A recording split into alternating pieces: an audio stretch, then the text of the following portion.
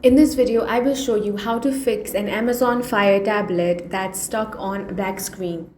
First, make sure tablet has enough battery. Connect it to the original charger and let it charge for at least 30 minutes. Then try turning it on. If the screen is still black, perform a forced restart. Press and hold the power button for about 40 seconds, then release it.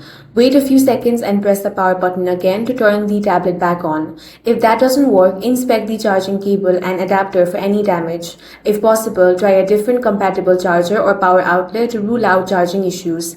Next, check the screen brightness by shining a flashlight on the display. If you can faintly see the screen, the issue may be related to display backlight and could require repair.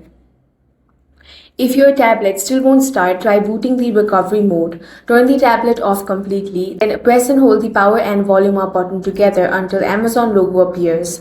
If recovery mode opens, you can try reboot system now. If the problem continues, you may need to perform a factory reset. Keep in mind that this will erase all data stored on the device.